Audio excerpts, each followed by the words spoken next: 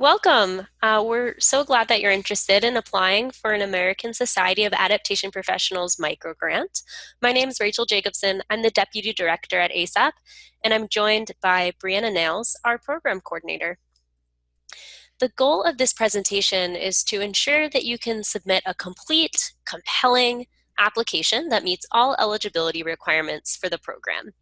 We'll start with some background on the American Society of Adaptation Professionals, or ASAP, and an overview of the ASAP Local and Regional Hubs program, which is the program through which we're offering the microgrant opportunity.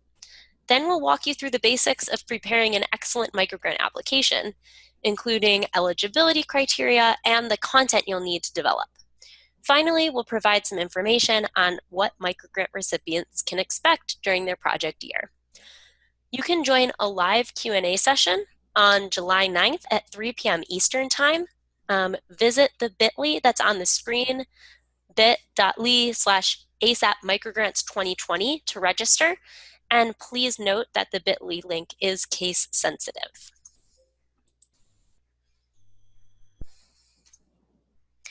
So in case you're not yet familiar with ASAP, we'll first share a quick overview of the organization. The American Society of Adaptation Professionals, or ASAP, connects and supports climate change adaptation and climate resilience professionals to advance innovation and excellence in the field. We believe that climate change is a real and serious danger to all sectors and systems, that adaptation and resilience build stronger, more prepared communities, ecosystems, and economies, and that equity and environmental justice should be major considerations in all work that adaptation professionals do. ASAP members are building this essential climate resilience for communities, ecosystems, and economies across North America, and the ASAP network keeps them connected, sharing, learning, and adapting. At ASAP, it's all about the people, and these are just a few of the faces of ASAP members who inspire one another every day to do critical adaptation work on the ground. The strength of our network is in its sectoral and regional diversity. ASAP members are in 48 US states, 6 Canadian provinces, and 6 other countries around the globe. And our network is actually almost evenly split between folks working in the public sector, in for-profit companies, nonprofit organizations, and in academia. The climate change adaptation field is growing by leaps and bounds every year, and there are a ton of incredible organizations doing this work. So at ASAP, we're not here to reinvent the wheel, rather we're operating as an intermediary organization to bring together many disparate groups and to start to unite them around shared principles, practices, and goals. So we're structured like a professional association, but we mostly operate as a social impact network. And that means everything we do is with, by, and for our members and functions on values like reciprocity, open access, something for every member, and most importantly, trust. We're building trust to support collaboration so we can make more and better change together. So at ASAP, we're working to build capacity at both the individual and field-wide level through our 4 program areas. Adaptation Careers is all about helping members excel in their current jobs, find new ones, and learn what it means to work in the field of climate change adaptation. ASAP Connects provides the infrastructure for members to find and interact with one another, both in person and virtually. And this is where the microgrant opportunity sits. Adaptation Voices shares and celebrates member stories and accomplishments. And then finally, the ASAP Serves program provides many opportunities for members to give back to the adaptation field by volunteering to lead and support network activities. Next, I'll give some background on the ASAP Local and Regional Hubs program, and specifically the microgrant opportunity. So why did we create the ASAP Local and Regional Hubs program? As adaptation professionals, we intuitively understand that all adaptation is local, that climate, politics, geology, culture, history, and economy of a place shape its adaptation needs and opportunities. And we know there's really nothing quite like connecting with a colleague who deeply understands the place where you live and work. So with this in mind, the ASAP Hubs program builds the capacity of ASAP members to connect and advance adaptation work in place while strengthening the entire ASAP network through 3 opportunities. a community events fund, a living list of adaptation networks, and a microgrant opportunity, of course. Each of these three components responds to a need we've been hearing from members over the past several years and confirmed by a research process led by our consultant Network Impact during the fall of 2019. We created the Community Events Fund for members who want support from ASAP to host informal networking gatherings in their location, regardless of how many ASAP members are present in that place. We created the Living List of Networks because we know there are networks and collaboratives and other similar groups that exist in regions around the country, and we want to make sure that those groups have maximum exposure in the adaptation community, and that ASAP members, of course, know how to access them. And finally, we created a place-based microgrant opportunity to really catalyze members' collaborative adaptation projects and stimulate grassroots involvement in the ASAP network, specifically in places where there is a critical mass of ASAP members. And we'll talk a little bit more about what that means in just a second.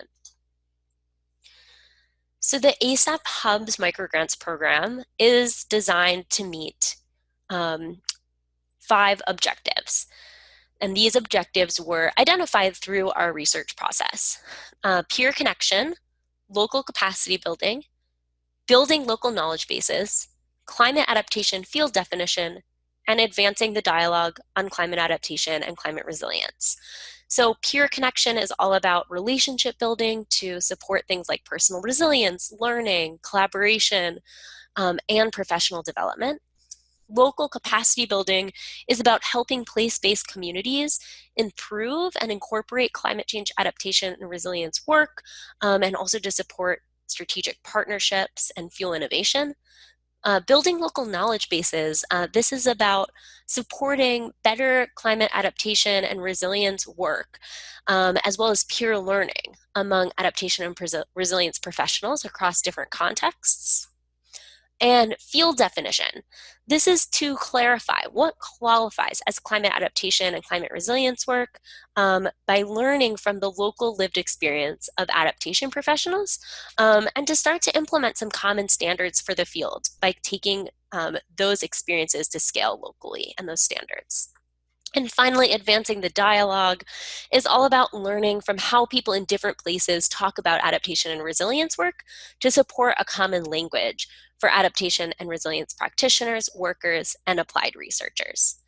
So ASAP will be awarding 3 place-based microgrants of up to $3,000 each for projects of up to 1 year that speak to one or multiple of these objectives. And now I'm going to turn it over to my colleague, Breana, and we'll learn more about the eligibility requirements for the program. Great, thanks, Rachel. So now we're going to jump on into eligibility requirements. And on this map here, you'll see a list of eligible locations. And this is, of course, a partial list. And the entire reason that we're doing the microgrant opportunity is so that we can catalyze growth in the ASAP network. So therefore, grants will be awarded for work that takes place in locations where there's a critical mass of ASAP members, which we've defined as 10 members. And this map, all these different dots show locations where we know that that density threshold of 10 members is met.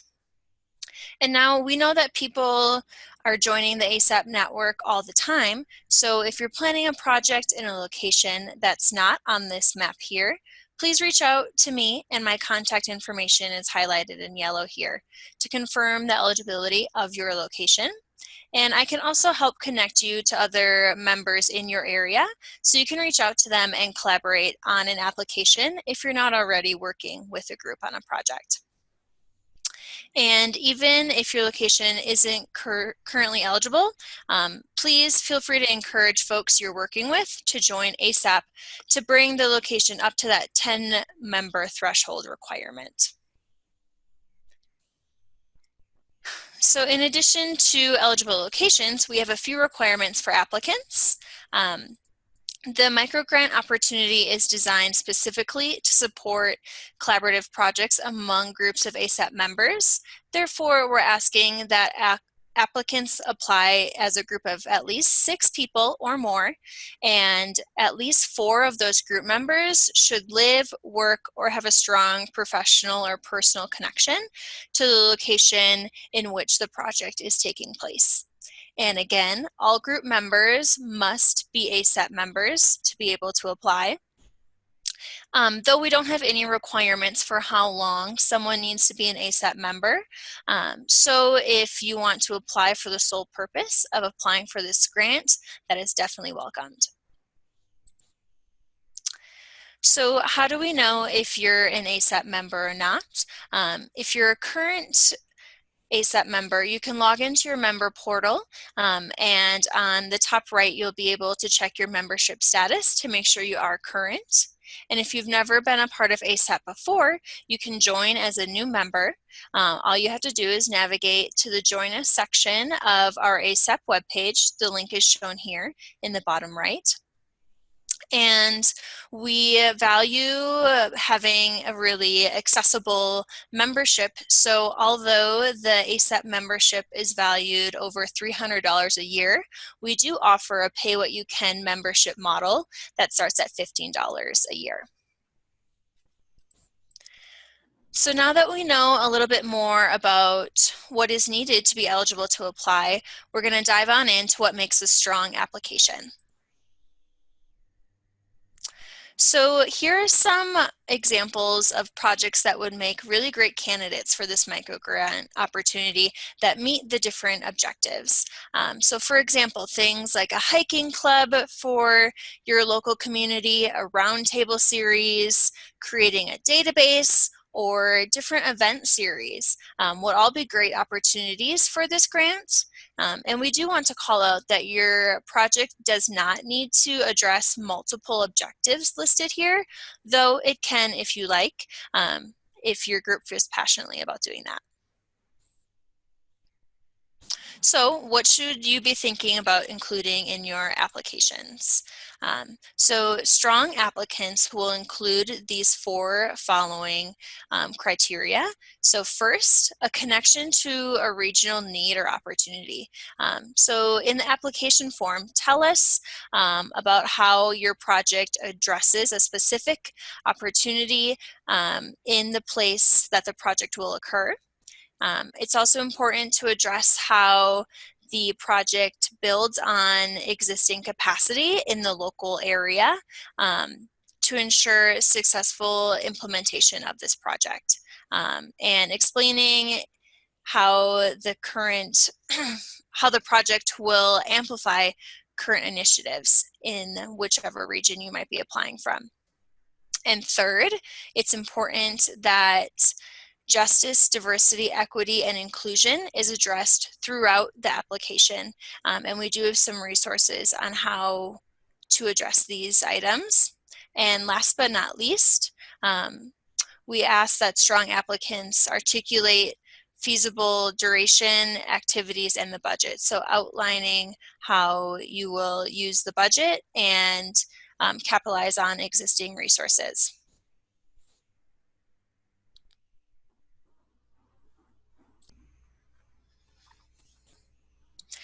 So now that we know a little bit about some example projects, let's talk a little bit more about what to include in your application. So when you're preparing your application form, you can refer to this table here and or the guidelines in the microgrant announcement to ensure your application is robust as possible. And keep in mind that we aren't asking you to write a ton for any of these fields, since we recognize this is only a $3,000 grant. So please feel free to make your responses short while still addressing the core of the application question. And we do list word counts to help give you a guide on how many words you should be including. And here are some examples of projects that aren't a good fit for this microgrant opportunity. So this first one, a series of virtual network events for adaptation professionals working in the water sector. And this wouldn't be a good fit because it's not place-based. And the whole reason for these grants is to be a regional hub. And the second one here, an individual research project in Denver, Colorado. While this is important work, this doesn't require collaboration, and the collaboration is a key point to this microgrant objective. And another thing to consider when building your application is to consider these different resources that ASAP offers. Strong projects will demonstrate knowledge and understanding of these fundamental ASAP resources, which include our code of conduct and professional ethics, our living guide to the principles of climate change adaptation, and our knowledge and competencies framework, as well as our justice, inclusion, equity, and diversity statement. And all of these can be found in the microgrant opportunity announcement using the bit.ly link here. So now that we know all about the different program requirements and how to create a really strong application, let's talk about how to submit your application for review. The microgrant application form can be found using the bit.ly link listed here. Again, remember that this is case sensitive, and you can also find the link to apply in the microgrant announcement on the ASAP website. So just click that link and it'll take you to the applicant form. And Rachel, next slide, please. And this is a quick screenshot of what the application form looks like. And the different fields on the right is what you and your team will submit.